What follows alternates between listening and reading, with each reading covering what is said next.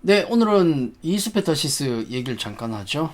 사실 사고는 뭐 이미 쳤는데, 혹시라도 뭐 이 종목을 가지고 계신 분들이 갈등을 하고 계시다면 조금이라도 도움이 되지 않을까 해서 조금 말씀을 좀 드리겠습니다. 왜냐면 이 종목은 사실 뭐 우리도 많이 매매를 했던 종목이에요. 투자를 했었고, 뭐 그래서 저도 이 종목은 알 만큼 안다라고 저도 자부하는 종목인데 황당했죠.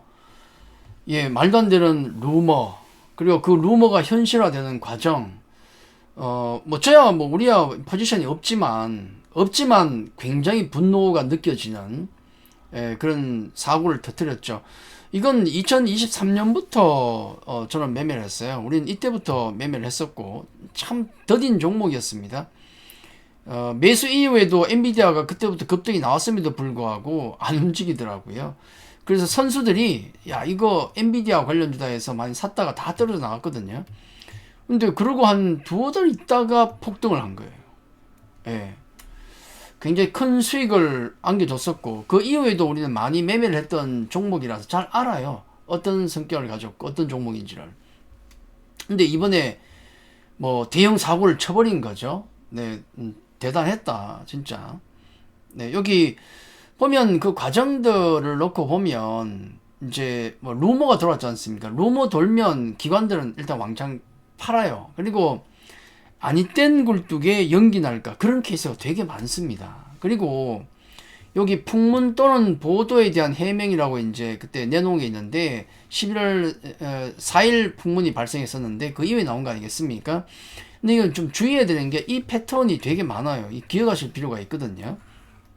뭐냐면 이슈 터진 거에 대해서 뭐 이수그룹이 제이오 인수하고 뭐 어쩌고저쩌고 이런 거 보통 보면 부인 공시는 잘 없어요. 여기 보면 기존 PCB에 집중된 사업 구조 다각화를 위하여 이게 이스페타시스 얘기죠. 네, 아니 PCB에서 잘하고 있는데 뭘 다각화를 해? 그냥 장사 잘하면 되지. 근데 어쨌든 간에 다각화를 위해서 인수합병을 포함한 다양한 방안을 검토하고 있대요. 보통 뒤에 이렇게 붙습니다. 현재 구체적 사항이 확정된 바 없습니다. 지금 결정된 건 없는데 검토하고 있답니다. 이게 중요한 거예요. 부인을 안 했다는 게 중요한 거예요.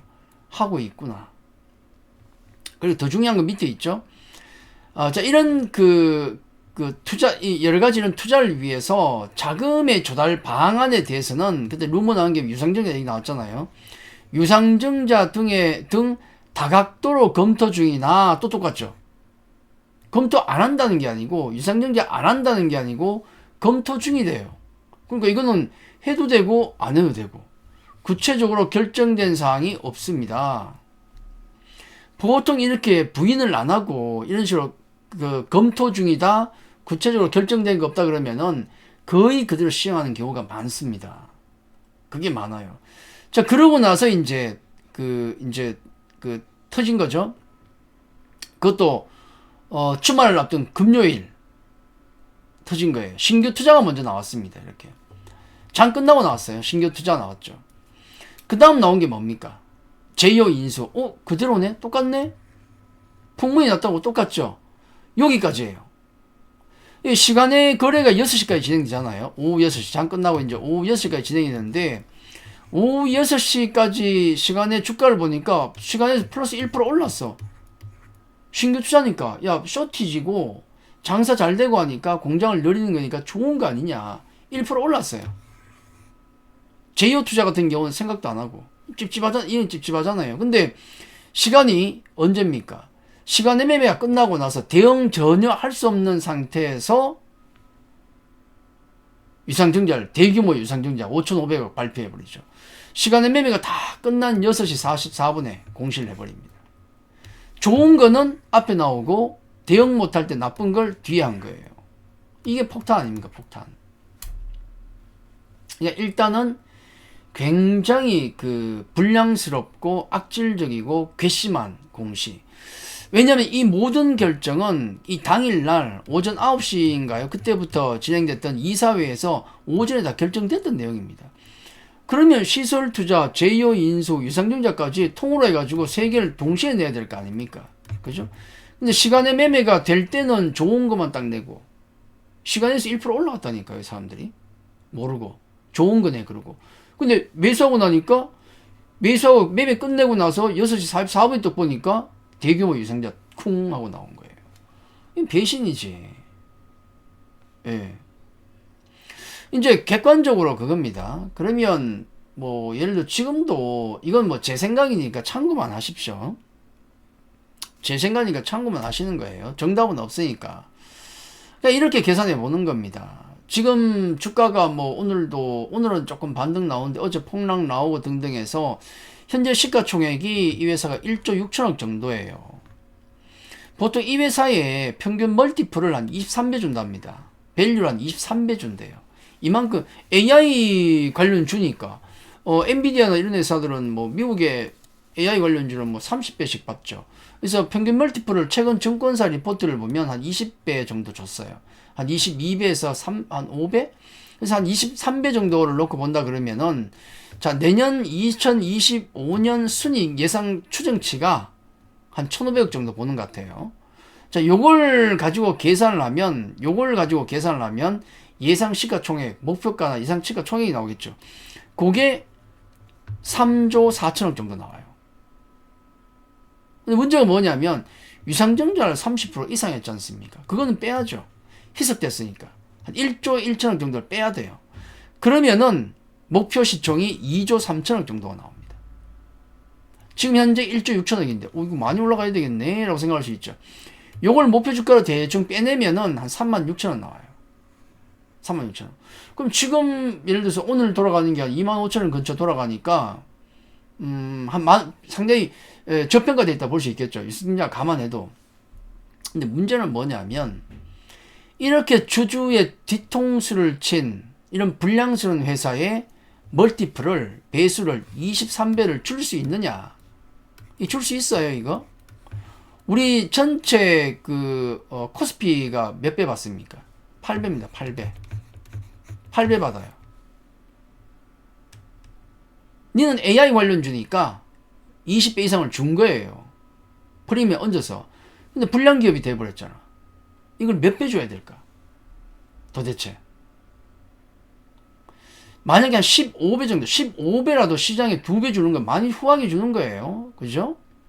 15배를 준다면 목표가가 한 24,000원 나와요. 대충.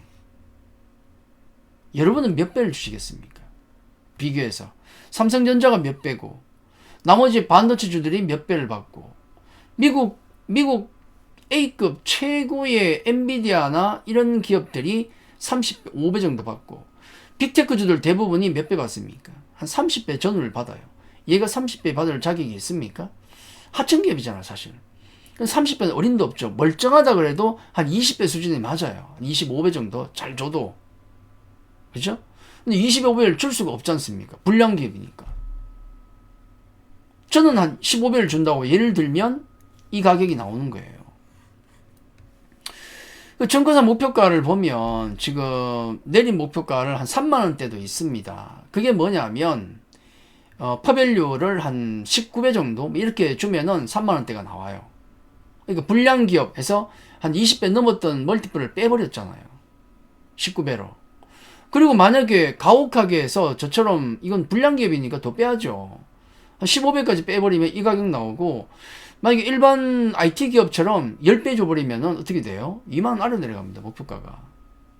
이렇게 계산하는 거예요. 그럼 여러분은 어떤 기준으로 몇 배의 밸류가 적당하겠습니까? 가격이 얼마쯤 나오겠어요? 이걸 생각해보고 대응하셔야 됩니다. 예를 들어서 뭐 내가 이걸 얼마에 샀던, 옛날에 사고 들고 있던 종목이든, 그래도 먹었겠네요. 아니면 꼭지에 잡았던, 최근에 매수를 했던, 뭐 여기서 매수를 했던, 그 가격은 중요한 게 아니고, 지금 여기 현재 가격에서 25,000원 정도 가격에서 여러분은 멀티플을 얼마 주시겠습니까? 10배에서 이제 20배 못 줄 것 같은데, 잘 줘도 뭐 20배. 자, 10배에서 20배입니다. 여러분은 몇 배를 주시겠습니까? PR, 멀티플을. 15배면은 현재 가격 정도예요. 24,000원 정도. 네. 그걸 생각하고 대응을 해야 된다. 그래서 뭐 저는 개인적으로 이런 그 배신을 땡긴 진짜 말도 안 되는 이런 배신을 땡긴 회사는 전 다시는 안 봅니다. 네. 포지션이 없는 제가 그렇게 분노할 정도였는데 포지션이 있었다면 내가 가지고 있었다면 얼마나 더 화가 나겠습니까? 그 정도였어요. 쇼크가. 그런 기업들이 있습니다. 말도 안 되는 유상증자를 하는 그런 케이스가 왕왕 있어요. 우리나라는. 예, 사실 그런 회사들은 다 묻어버려야 되는데 예, 이걸 기준으로 여러분은 과연 멀티플을 몇 배 줘야 될 회사인지를 생각해 보시면 돼요. 미국의 빅테크는 30배 받습니다. 잘 나가는 AI 관련주, 그러니까 뭐 동종 기업들이 보통 한 20배 이상은 받아요. 얘를 그 가격을 멀티플을 줄 수 있습니까? 까야 될 거 아니에요. 할인해야 될 거 아니야. 얼마까지 할인하시겠습니까? 그거에 따라서 목표 주가가 나온다. 예. 그렇게 생각하시고 대응하는 게 맞아요. 정답은 없습니다. 멀티플을 얼마 주느냐는 애널리스트 마음이고 여러분의 마음입니다. 네. 괘씸하면 많이 까는 거고 불량하면 많이 까는 거고 좋은 회사면 오히려 20배가 아니라 30배 프리미엄 얹어주거든요.